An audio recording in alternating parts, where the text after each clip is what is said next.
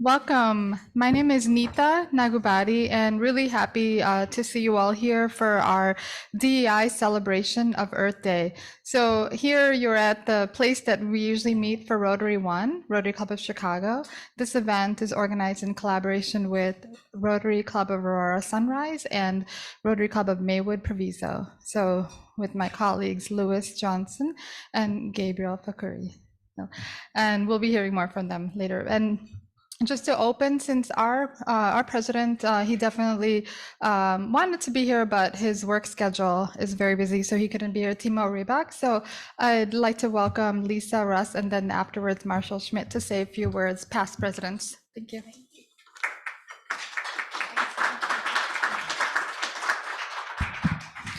Nita, thank you, and welcome to our fellow Rotarians and guests and our panelists. Welcome to the Rotary Club of Chicago. On behalf of President Timo, we are really excited to have everybody here today and partake in this panel discussion. It's going to be a terrific day. Just to put another little note on your calendar, the Rotary Club of Chicago is going to be celebrating our 10th annual Chicago Woman of the Year event next month. It's May 16th right here. And this is where we honor women in Chicagoland for their service to the community. So we're very, very excited to be doing this for our 10th year. And all that information is in our website. So thanks so much, Nita. And I think we got Marshall coming up. Thank you.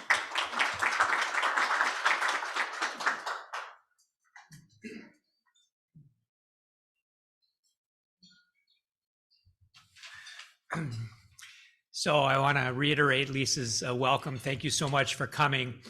This program is extremely timely, given that President Biden just acknowledged within the last week that the impact that climate change has on the equities of this world and just how discriminatory climate change, the effects of climate change are. Having this very distinguished panel under the auspices of the DEI committee is very timely, and I'm very much looking forward to hearing the insights that people have to bring. So thank you very much for coming.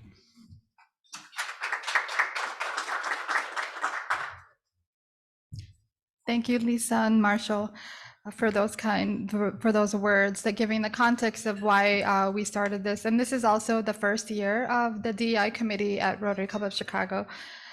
So I'd like to read a few words with regard to Earth Day. So every year on April 22nd, Earth Day marks the anniversary of the birth of the modern environmental movement in 1970. The first Earth Day mobilizes 20 million Americans to call for increased protections for our planet. Earth Day went global, mobilizing 200 million people in 141 countries. Environmentalists work every day to protect the health of all habitats, species, and communities. There are many signs that we still have a long way to go until we can rest. Air and water pollution from landfills and toxic industry disproportionately impact low-income and minority communities. Indigenous rights to land and life are threatened globally as companies and governments continue to prioritize profit over human rights. The impact of climate change threatens the most vulnerable communities on our planet. All of these factors make environmental work deeply interconnected with social justice and equity work. As environmental educators, they must confront the injustice and discrimination at all levels of society to be able to achieve our goals in environmental justice. So with that, we are really pleased that our panelists are here who have expertise in various industries impacting these areas. So I'd like to introduce the panelists with my colleagues here, if you want to join me. So first, we'd like to introduce Attorney Richardson.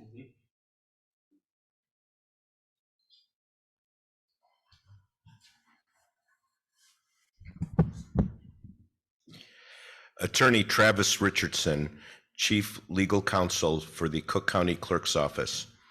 Attorney Richardson serves as the Chief Legal Counsel and Co-Legal Counsel and Chief Freedom of Information Act Officer of the Cook County Clerk's Office. Before that, he was a hearing examiner for both the Chicago Board of Elections and the Cook County Electoral Board.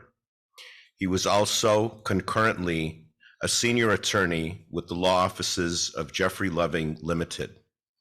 Prior to that, he was appointed by the Illinois Supreme Court to serve as a Cook County Circuit Court judge.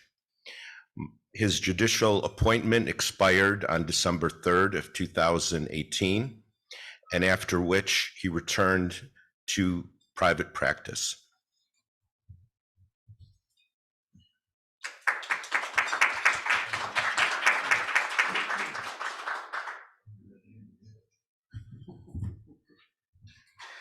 Another one of our panelists is Cesar Lastonal.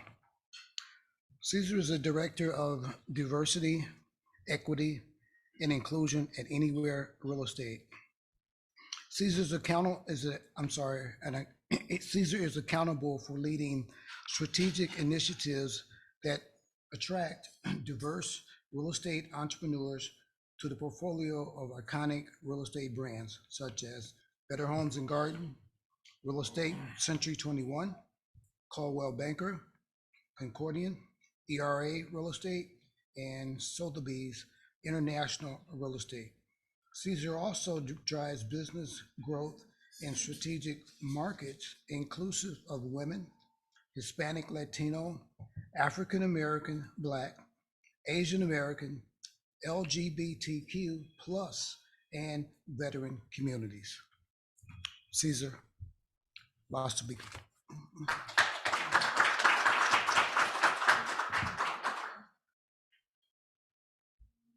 And our panelists from the Porchlight Music Theater are Michael Weber, previously served as artistic director for the inaugural season of Drury Lane Theater Water Tower Place, now the Broadway Playhouse, and at the theater at the Center.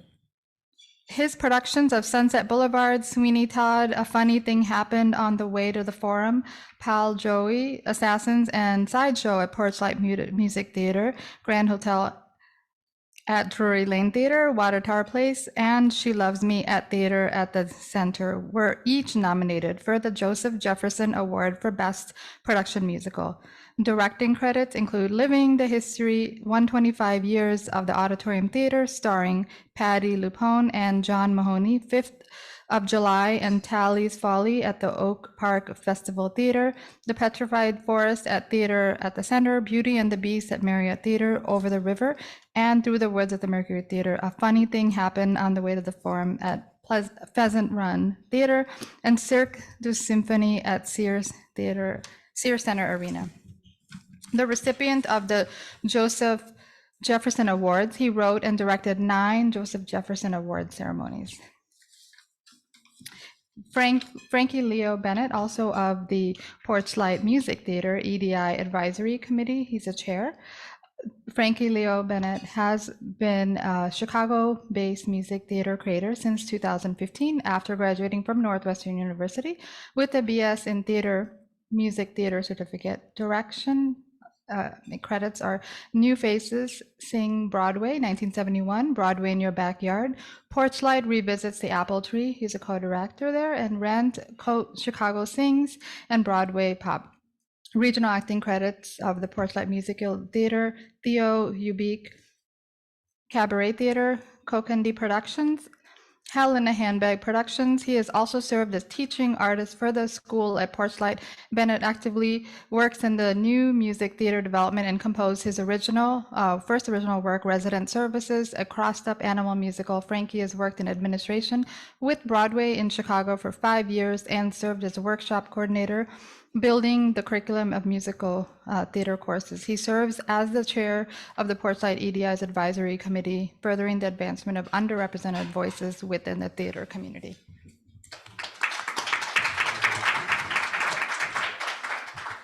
So the format is we'll have questions already for the panelists, and then we'll have time for questions from the audience too. So the first question is, please share your work as it relates to social justice and equity in your industry. And we can maybe start from this side and go. Yeah. Thank you. Good afternoon, everyone. If you cannot hear me well, wave your hand. Okay. And if you can hear me well, just smile. I bring you greetings from the Cook County Clerk's Office, where I work under the leadership of Karen Yarbrough.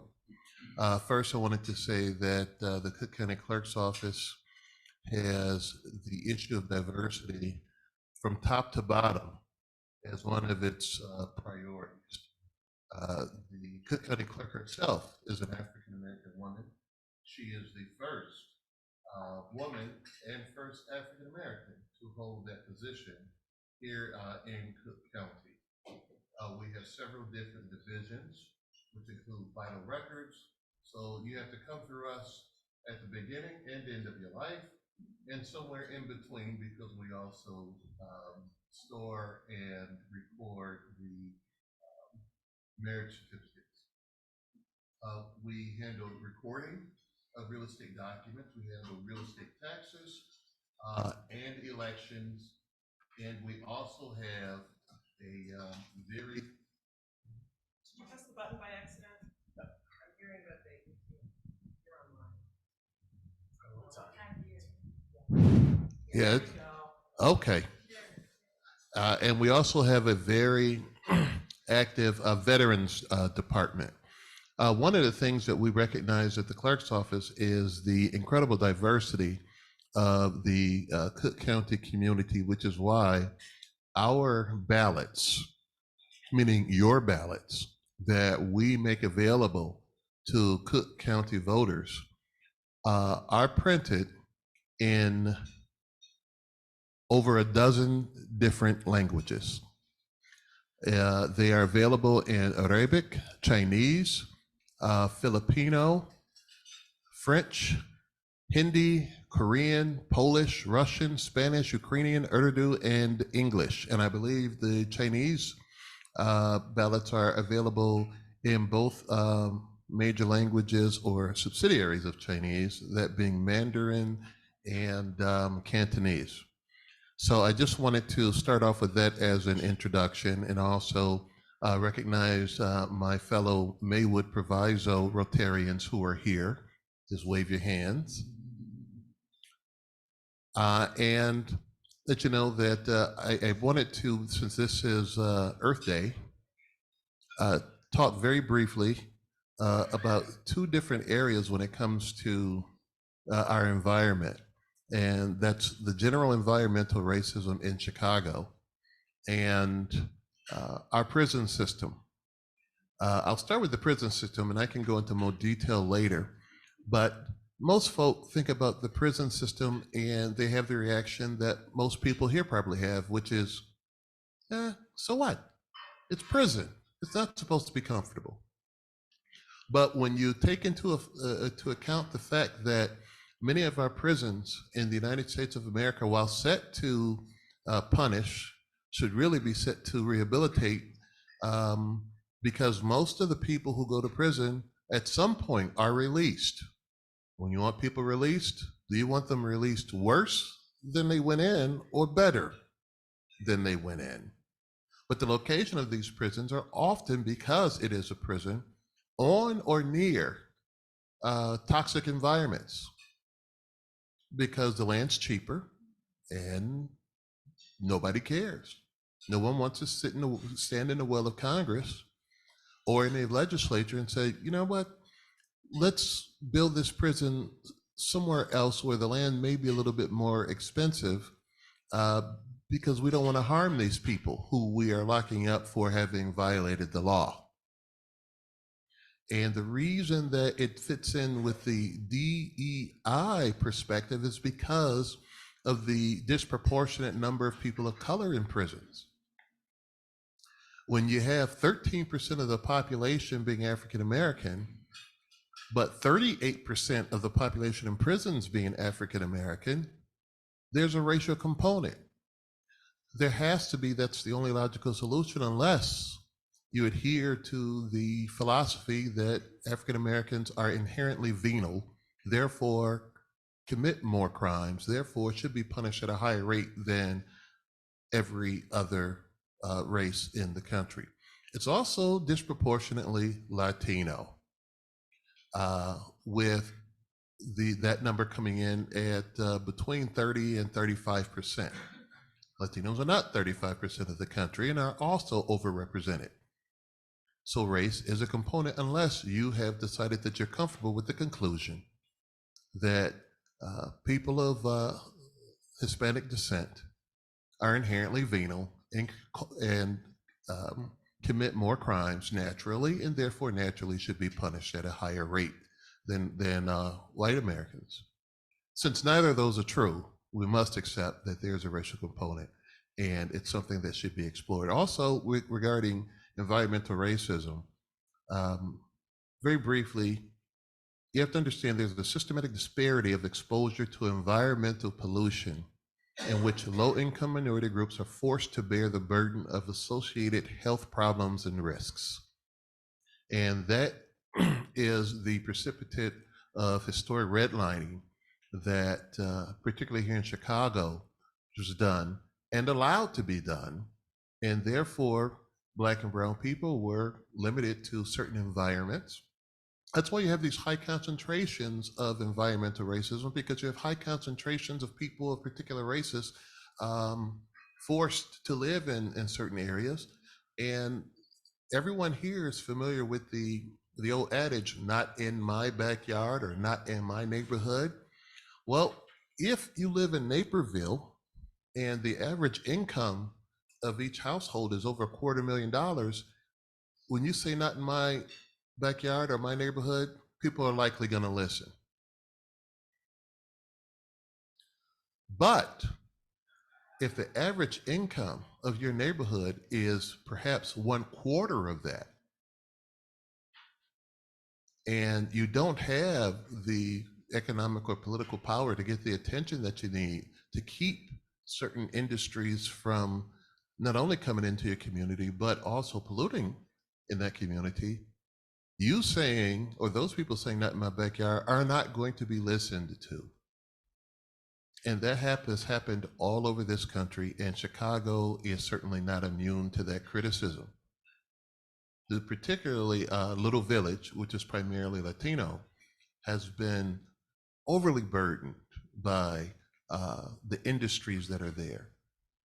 And finally, I understand that there are statutes and efforts to limit pollution, particularly in these areas.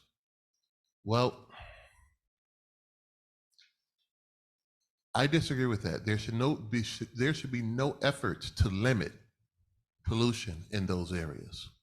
The efforts should be to eliminate the pollution in those areas, because limiting it still exposes the people. So if Miguel is being poisoned slowly over time, over the course of his youth, and winds up with lifelong health risks and behavior problems because of that, which of course leads him to the prison industrial complex, which I started off talking about, we have to start looking at the man and woman in the mirror. These things all tie in together. And no one's hands are clean if we allow it to happen. Thank you. Speaking of neighborhoods, I have the pleasure and honor to lead diversity, equity, and inclusion for the country's largest real estate company, Anywhere Real Estate, that owns the brands that you heard about earlier today. How many homeowners do we have in the room? If you could raise your hand, and also on Zoom, the majority of us, and that's in line with the statistics. That close to 70% is the home ownership rate for many Americans. However, for diverse communities, that is not the case. We are not near 70%. In fact, it's 48% for Hispanics, even less for some of the other diverse groups like the African American group as an example.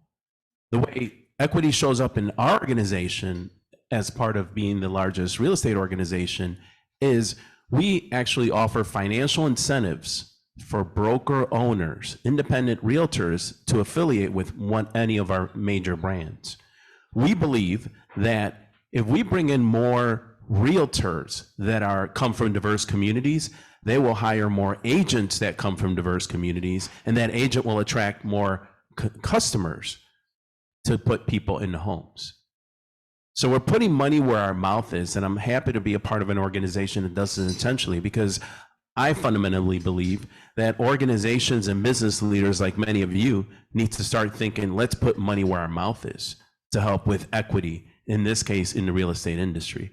Let's help those that may not, it's just harder for access to capital to start a business.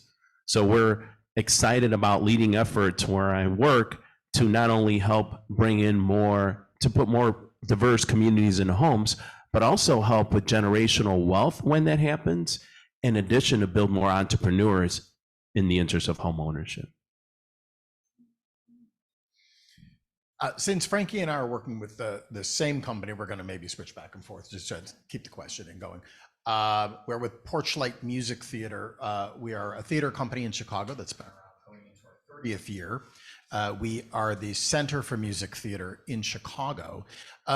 Being that we represent an artistic institution, the sort of main access to diversity is in representation, is in literally seeing who you are looking at in either a stage production, as in the case of the arts that we work in, but also in films and television around Chicago as well.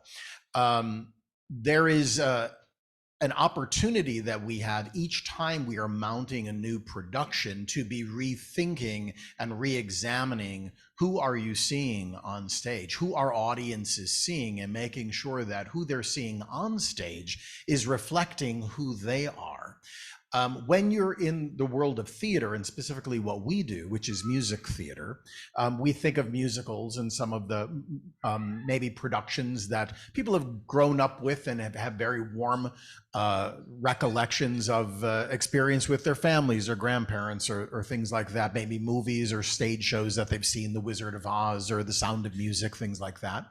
But it's, in this day and age, it must be recognized that very frequently those productions were entirely created by, put together, and starring and reflecting generally only white people.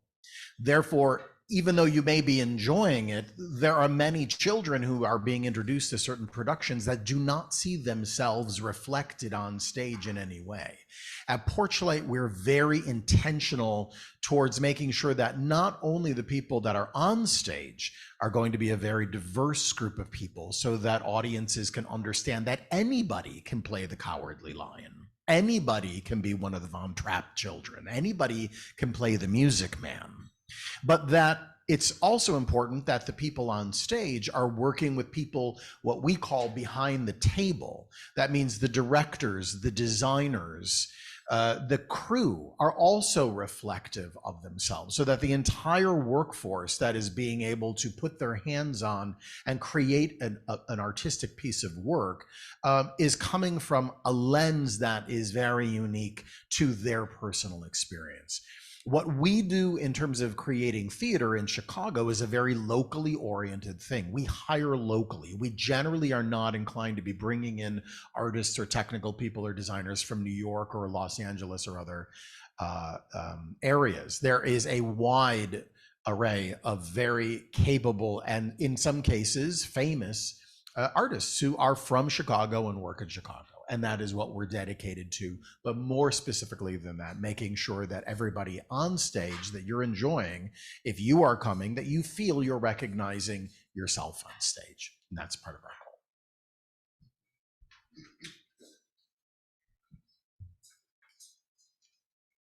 goal. Okay, our next question is there a certain DEI situation, maybe something that made you guys feel uncomfortable, that happened in your personal life that you can share with us, and tell us how you handle it?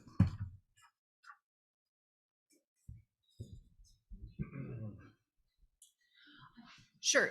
In my position at Porchlight Music Theater, as well as being overseeing our EDI efforts both internally and externally, I serve as company manager. So on a daily basis, overseeing the day-to-day operations of the organization and communicating with everyone from our actors, musicians, technicians, in some capacity, I am regularly confronted with varying perspectives of expectation management.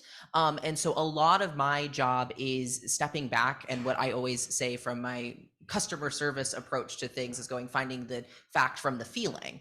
And while I'm not immediately recalling a perhaps more intense DEI situation, my job is intertwined from every instance of I have to acknowledge a perspective myriad times that is not my own. That while I am a queer mixed race individual, there are other variations of perspective, everything from pay discrepancy, from, how am I getting access to a building? How am I getting access to materials? And also just trying to communicate, people are approaching this art form more and more from a non-traditional perspective. That you, for the longest time, the route would be that you grew up in the arts, you perhaps went to an arts-oriented school or program or college, and then you began your professional career. And what we're finding more and more is that our expectation of the artist coming in needs to be re-examined and reevaluated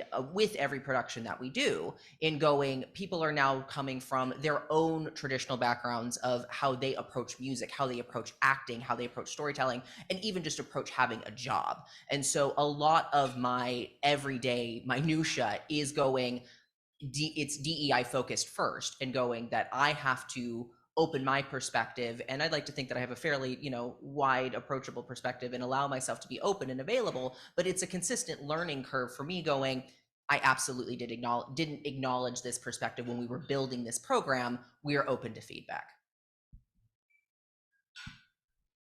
I'll share more of a personal story in reference to the question on just, how I've confronted and what I've seen and how I've learned. I'll give you the headline first, which is I've come to learn that having a growth mindset and being collaborative helps anyone work with people from different cultures and understanding and really be successful. Being successful with whatever we're on a mission for. And that started for me in college. And actually, even my upbringing in Albany Park, in a very immigrant community in the late 80s in the northwest side of the city, as a proud product of the Chicago public school system, and then sort of transferring myself through my college education in Central Illinois at the University of Illinois Urbana-Champaign, where it was not so diverse. It was so not, at least in the early 90s for me, it was very, very homogeneous. And that's when I went through a transformation personally, where I found a stronger sense of identity, because I realized I was very much a part of the other and not necessarily the mainstream. Growing up, I didn't think that, because it was very international and very diverse. There's people from and most of us were immigrants just like me. So I related. That was a comfort zone for me. I was very uncomfortable in the beginning when I started my college journey in Central Illinois, where it was very evident, and people definitely made me understand that I was different. But that's when I, through mentors, readings, and my own journey, realized, well, if I'm going to be dealing with people that are different and people that are going to treat me differently because I am different, and there's no hiding about that, because of the way I look and how I think and how I am, then I need to have a growth mindset to better understand others and myself, in order to be more collaborative and understand different points of views. And that's what's helped me now as a professional. And it's something that continues to grow. I'm still in that mindset. I'm still growing. I'm still trying to understand cultures that I don't necessarily have a strong intimacy with just yet. But it's helped me understand that having that growth mindset and being open makes me a better teammate, collaborator, partner, neighbor, in whatever I do. And it's something I'm advocating for others to think about with their own journey.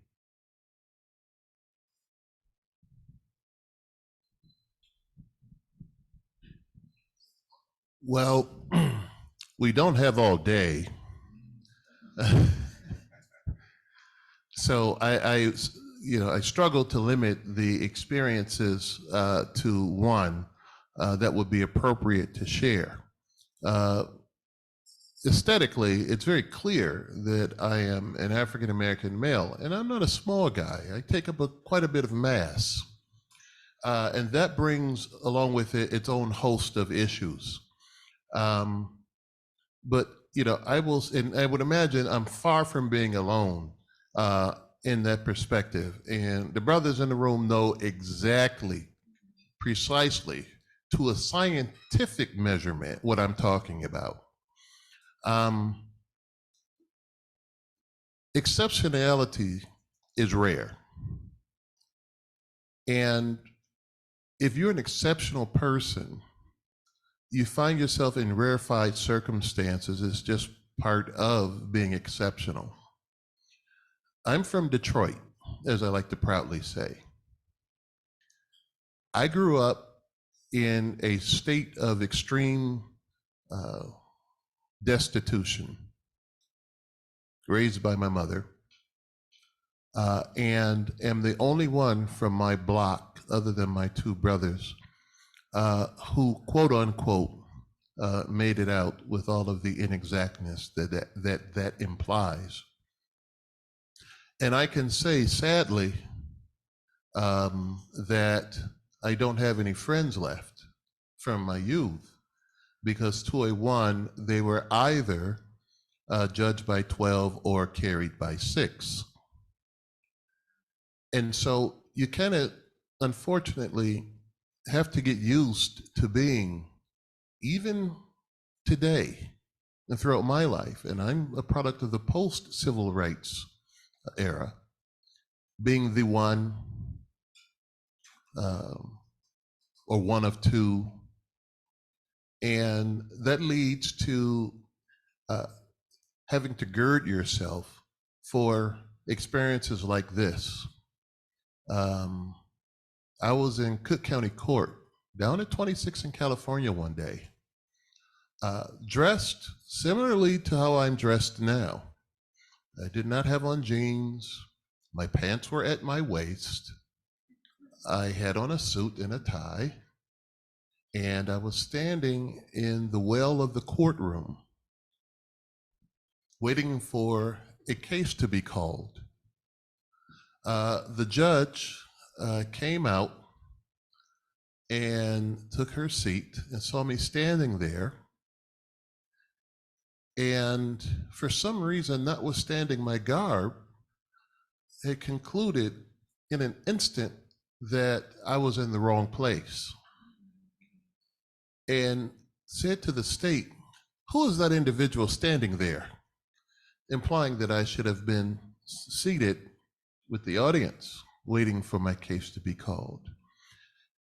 And when she said that, I looked around to see if there was someone standing adjacent to me that I missed in out the corner of my eye in a blind spot. And when I saw no one else, I started hearing, for those who are panopictographists or comic book collectors or watch the old cartoons from Marvel Comics, I started hearing Dot Bruce Banner struck him by gamma rays, turns to the hope. And I took a step forward to address the issue. The state's attorney, who I knew, turned white as a sheet. His eyes got as big as saucers, and he couldn't believe that the judge had done that. And as I entered my second step, he stopped everything. He said, Judge, that's Attorney Travis Richardson. He's here for one of his cases." She had no shame. Her reaction was, oh, well, what case does he have? No apology, no expression of regret, no shame, no embarrassment.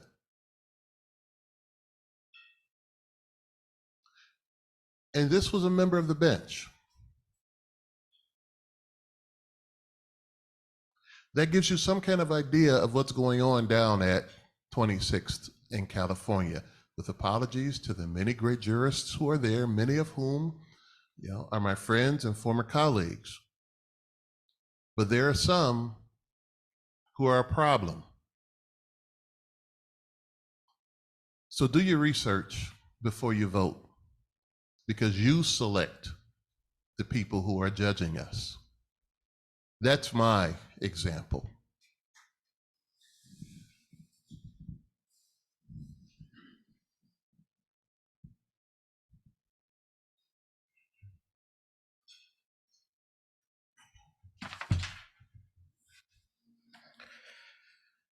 What are some accomplishments or future plans you wish to share about your industry or your organization's work in this space?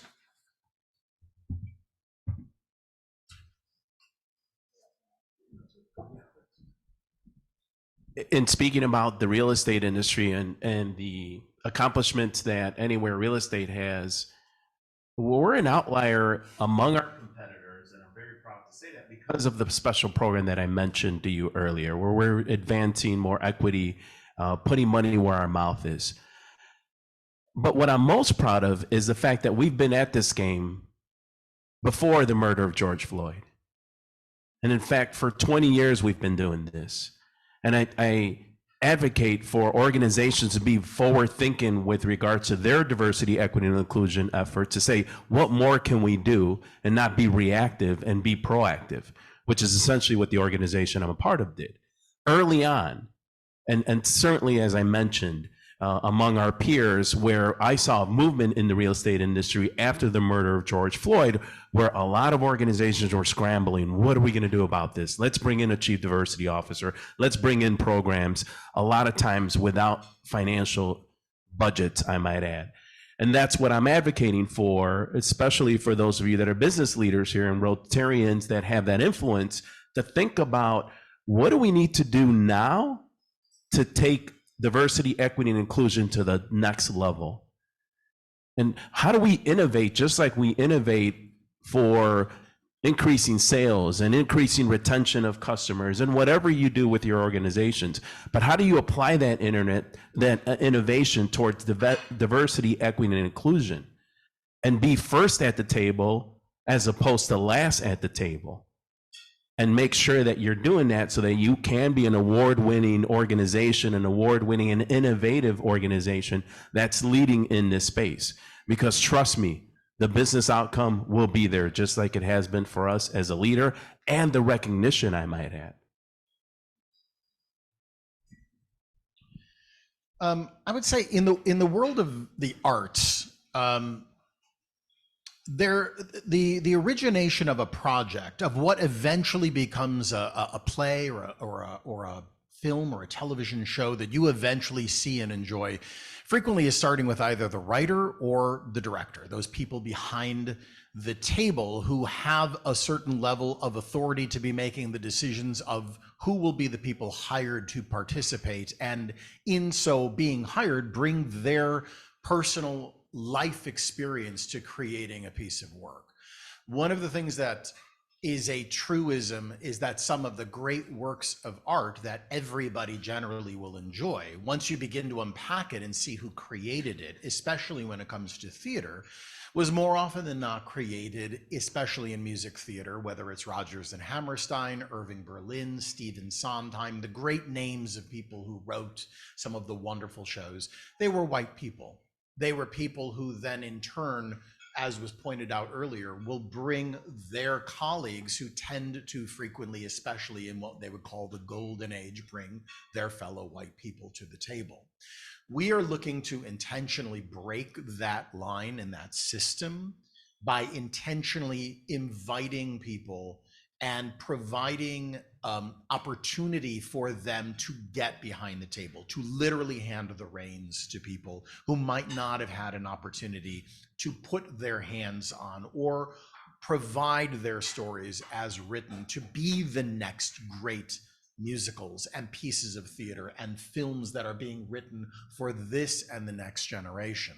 Now, one of the mistakes I think that has happened, especially in the light of a lot of this becoming something that we're all more talking about and trying to quickly course correct here, is that in some cases people have been rushed into a system before they've really had the same amount of training and opportunity to be able to succeed. You're putting someone in a situation where they're not ready to succeed. So at Porchlight, we're looking to very much develop fellowships and early career opportunities for a much larger diverse of people who would like to participate in writing musicals and writing works of theater, as well as being behind the table, to be brought into the system, but with a substantial amount of mentorship that they've not been able to probably previously enjoy because they do not have the same opportunity of education level of going to the Goodman School of Drama or Northwestern University, as Frankie did. So we're looking to really develop programs and look for sponsors to sponsor these fellowships that are going to be focused on diverse voices, being able to be brought in early in their career and in a more successfully planned environment, provide them with access to be able to bring them into the system in a way that they're going to be able to succeed for writers and people behind the table.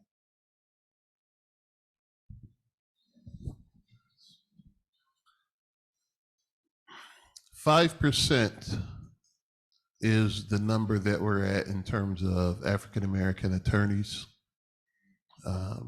For Latinos, I think it's roughly the same.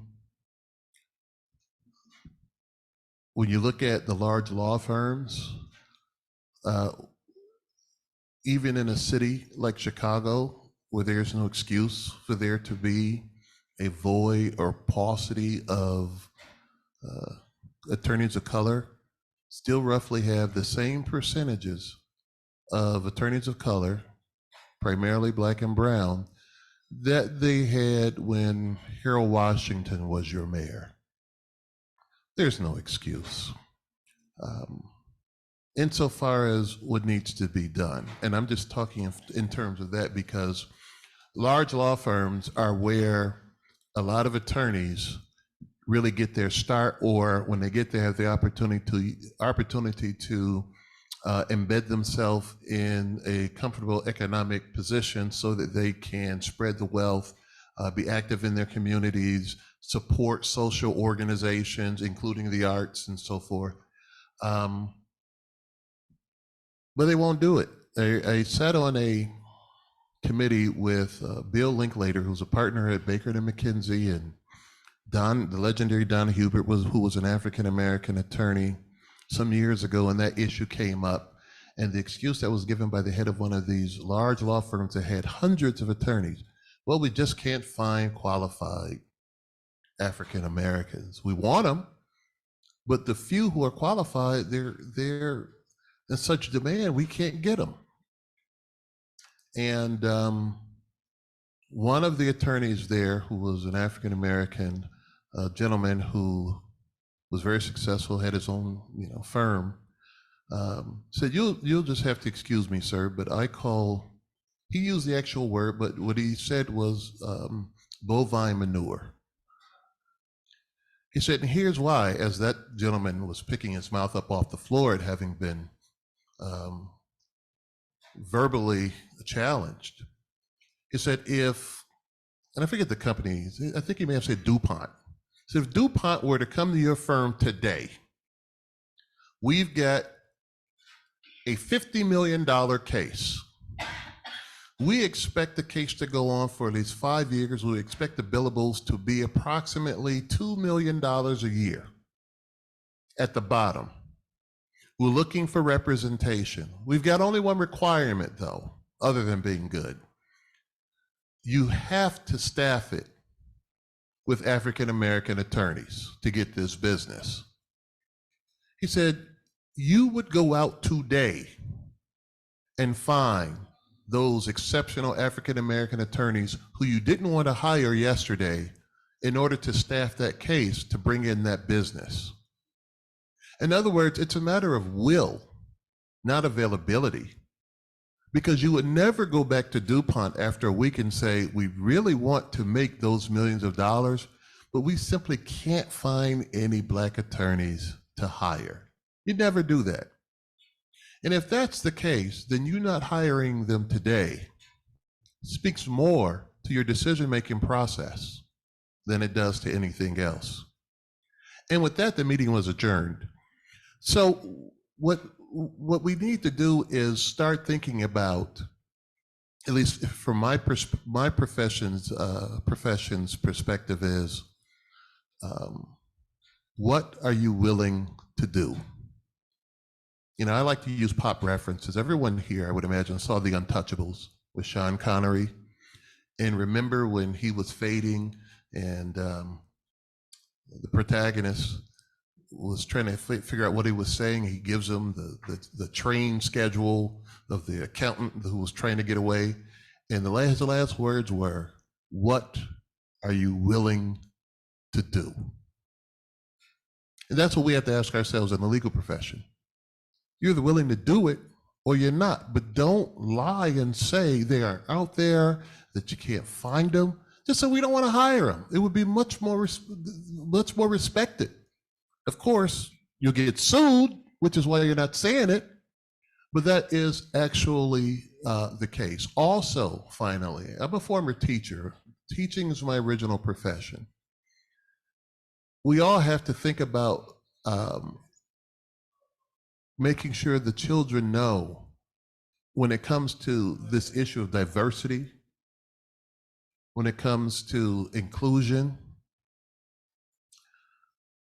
that they matter and that they should not contribute to their own demise. Everyone's seen The Matrix. If you haven't seen The Matrix, I don't know what you're even doing here. But there was a scene in the original Matrix where Neo is told by his mentor, everything that you know, everything that you're doing is geared towards turning you into this, and he holds up a battery, okay? Remember I started off talking about prison and the imprisoned industrial complex? You think about this when you're voting, when you're talking to kids, when you're mentoring. They have to know that everybody's got a piece of them if they get in trouble. Obviously, the judges get paid, the police, prosecutors, and the public defenders.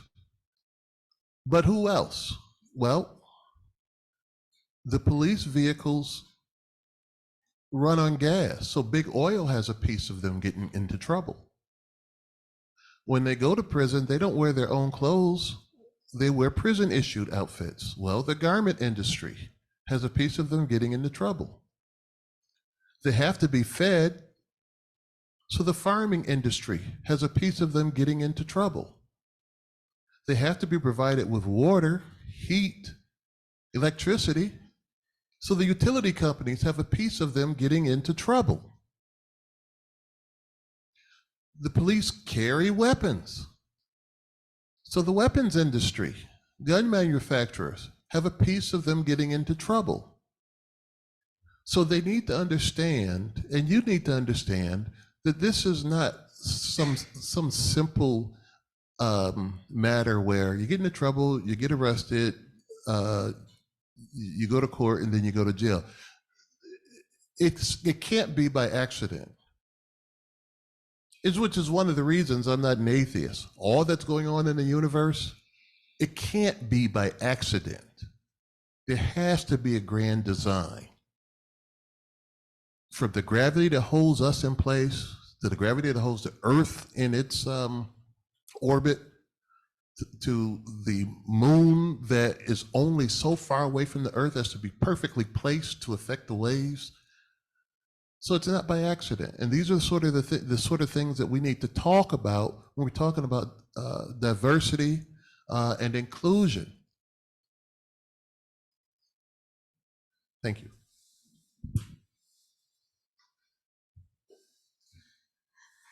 Thank you, panelists. That was really nice. I know that there's much more to talk about, but first I just wanted to acknowledge and give a round of applause to the panelists before we move on to Q&A. Thank you. Thank you. So with that, we'll move on to questions from anybody here and also on Zoom. And we'll bring the mic to you.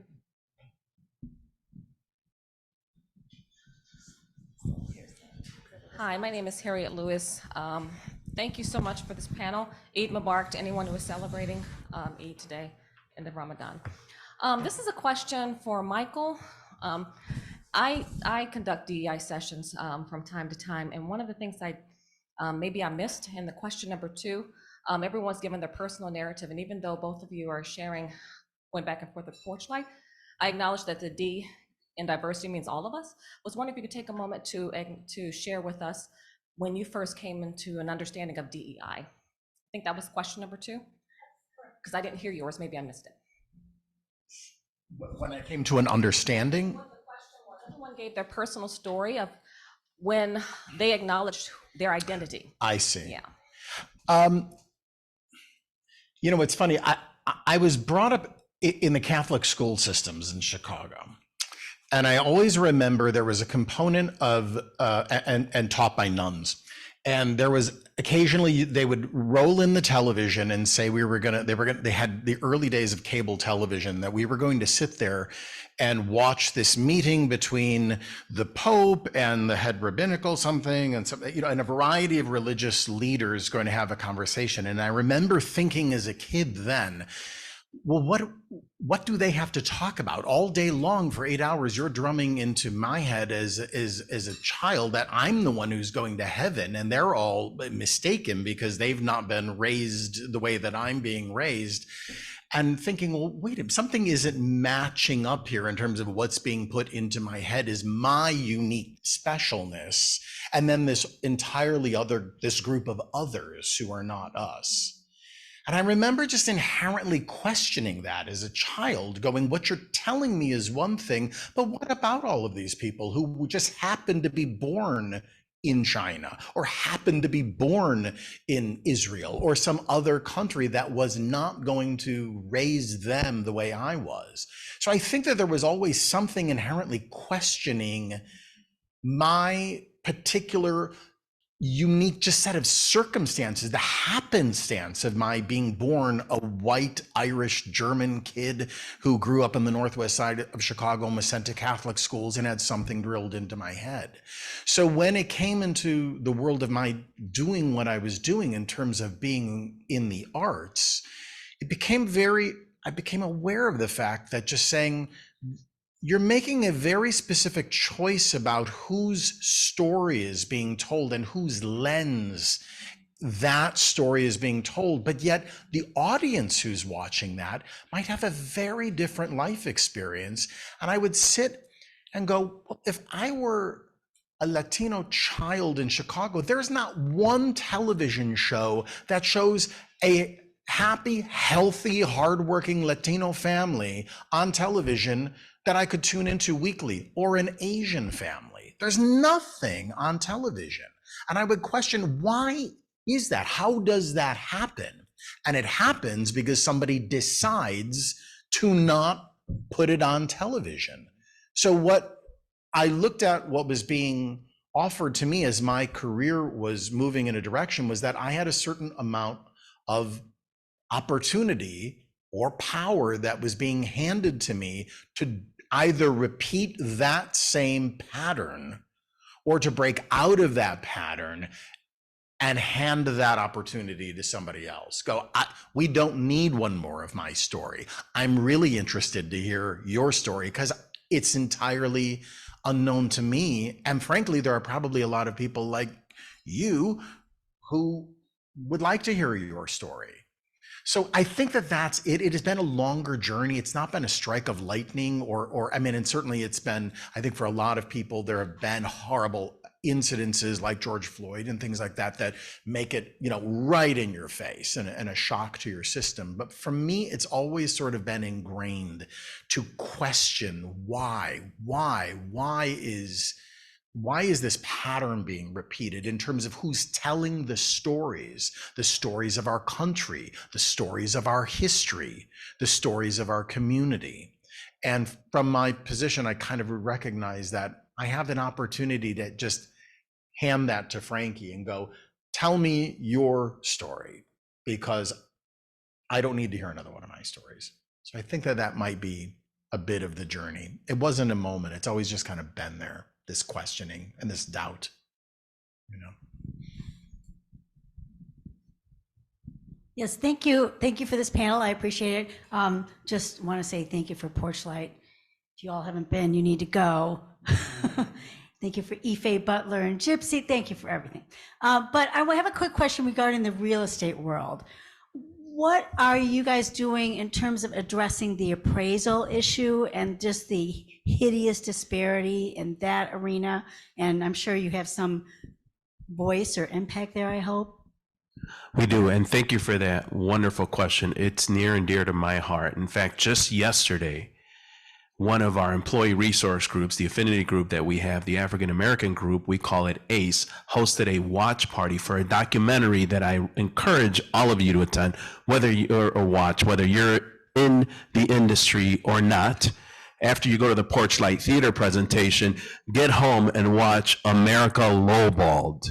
It's an ABC production, America Lowballed, and it exposes the blatant racism that there is specifically with the African American community with appraisals, but it happens in many communities. What we're doing intentionally is ensuring that our agents are there during the appraisal, because the real estate agents have an important part in this transaction. Right? It isn't just about the appraisal. So there's one thing that we're advocating our agents to make sure that they're involved and aware and asking those questions from the appraiser. The other thing that we're doing is having deliberate conversations with the appraisal associations about what are they doing to diversify. They say it's the whitest industry in America, and that's in the America lowball industry. It's astonishing how homogeneous and non-diverse the appraisers are across the country, and that is impacted because of the biases that we all have. So the thing that you can do, by the way, as Rotarians and alikes, is to talk to your legislators to ensure that this problem that we have in the real estate industry and beyond is addressed. In other words, making sure that there's more diversity in even the appraisal industry so that we can get more diverse people appraising homes. So it's a systematic problem that we're trying to address. We don't have all the solutions, but we're mindful of the problem, and we're trying to make sure that with the group that we can control, which is our agents at all our brands, that they're at the table to make sure that this is a problem that's recognized. Thank you for the question. Thank you. I have a comment and a question for Attorney Richardson. I'm going to watch Matrix when I go home, because I was afraid to watch that because I may not understand. But other thing is about the incident that happened to you in the court. Has there been a discussion on that event with that judge? Because I felt like it needed to be addressed then and there.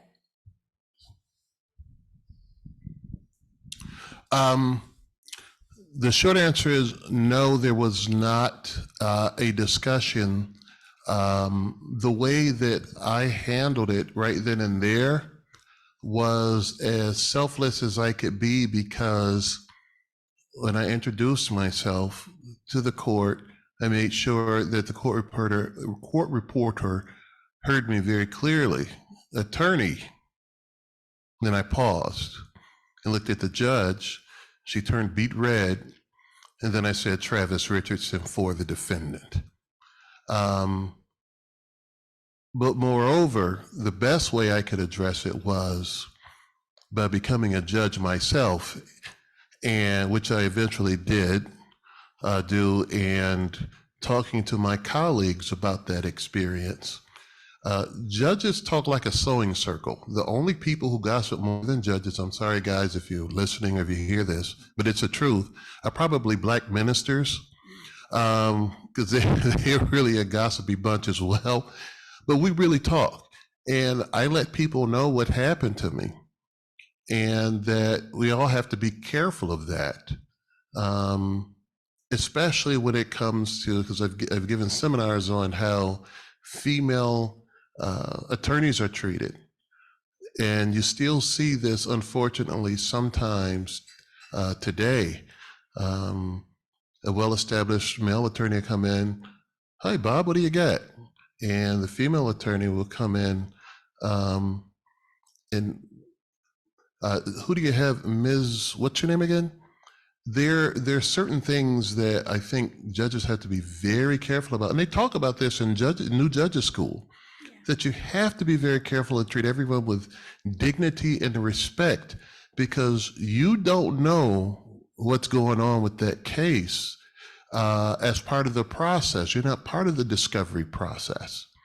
So you have to be right in the middle, completely neutral, meaning treating both sides equally until there's a trial or some kind of a resolution. So that's why, again, you have to really, I think, do your research because we have an elected judiciary for the most part. And you put these people on the bench. So when you see a decision that comes down or a judge has done or said something, you elected those judges. So you have to be very careful. Electing a judge is far more important, in my opinion, than voting for mayor, governor, senator, congressman, because who are you more likely to see or run into at some point in your life? The governor or a judge? You get a traffic ticket, you're going to court. You have an accident, you're going to court. You're the victim of a crime, you're going to court. You commit a crime, you're going to court. You make a major donation, then you see the governor. So you have to think about that, and how important it is that you make the right decisions in terms of who's going to be wearing that robe.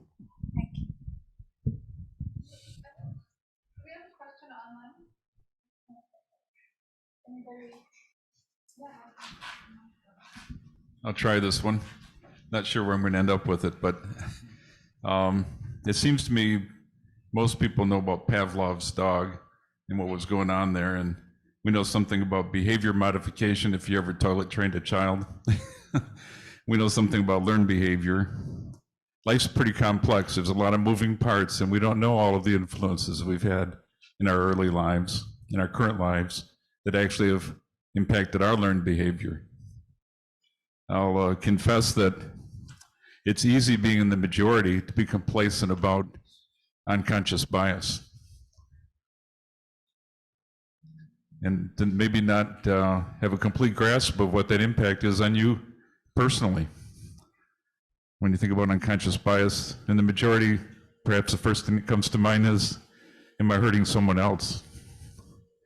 And sometimes you become more complacent because of good intentions and concern for others, but you miss the point of some of the specific behaviors you might have developed through learned behavior or unconscious bias. And I'll just say that one reason Bonnie and I go to sessions like this all of our lives is we know we're never going to reach perfection, and we just want to keep getting better, keep being more understanding, and have help to make this world a better place by understanding how our lives have been changed, perhaps negatively without knowing it, and having those biases that we need to correct. I don't know if that stimulates a thought from you or not, but it's something that we think about and talk about. And finally, you got to get on your knees and pray and say, God, forgive me, because I haven't reached perfection. Help me to be better. Help me to understand more, be more effective in my relationships with others, and more empathetic, and be more effective at making this world a better place. And then finally, just forgive me when I fall down through either omission or commission. That's all I have to say. I'll just comment real quick, only because I think it's relevant to your point. So first of all, congratulations and thank you for all of you, whether you're on Zoom or in the room, investing, making the time to be here. Your comments sparked a thought that I want to underscore and reiterate, which is when you, like you, have a growth mindset and think about putting yourself in the shoe of others and understanding whatever medium that is, whether it's a documentary like America Lowballed or others, or whether it's a book, whatever the case is, keep that up, because that's how you are going to be more mindful of what the world may look like from an other point of view. As we think about Ramadan right now, and I think about my Muslim friends, I was inspired. I was like, I need to understand that religion more because it is not in my orbit. And I encourage others to think about that, Rotarians or not, to just have that growth mindset. So keep that up, and thank you for sharing and being vulnerable with that. We have time for another one, or? Yeah, last question. Oh, last question. Thank you. All right, so my question is, so I'm from a town of not diversity at all, and I just had a daughter a few months ago. So kind of as we were hitting on, what are some just like daily things or just like normal things in my household I could do to kind of focus on DEI, kind of have my daughter grow up in that environment of having that as a focus rather than my upbringing, which is not really it being in my radar. So I'm saying, is there just kind of general things I can do outside of the bigger ones? I think it ultimately comes down to exposure, and having growth mindset is an excellent way to approach that, is just recognizing that within you educating your own children and others around you that you're going to be in places of uncomfortable or difficult or at times even frustrating moments within that. And so from a more general perspective, embracing that it's work, that it is consistent and active work. It was interesting that you mentioned, Pavlov and whatnot, is that, we think about that with how, we do programming at Porchlight, is that like when you see a Porchlight show, it is already affiliated with a diverse, equitable, and intentionally inclusive experience, that we don't ever separate that. So it has to be active, it has to be intentional. So it may be hard, it may be frustrating, but if it's as simple as choosing a television program that you might not have otherwise thought to watch, engaging with it and also engaging with your own bias is going to be the first step to doing that. And taking the time. It is time, it is effort, it is work. So it feels equally as simple as going, well, I wouldn't have read this book otherwise, but you're going to recognize that it's a process. And the sooner you recognize it's a process, the sooner that you can translate that to your family, and the sooner that it can just become part of your daily, it's like ringing a bell. You won't think about it. Okay, thank you all again, and thanks for the great questions. Hopefully you'll have some time to just chat afterwards, but again, just one final round of applause for everybody. And for you all for also honoring this day too. With that, thanks again for your time, and in concluding this, and just wanted to let you know that we do meet here just for Rotary Club of Chicago on Tuesdays. So next one is Robert Manuel, president of DePaul University. And as you shared, many things also that we all could do, since we are Rotarians, our 3 clubs. Please let us all know if there's something that comes to mind. We'd love to brainstorm those things we like to do service also too. So, and thanks again. Yeah.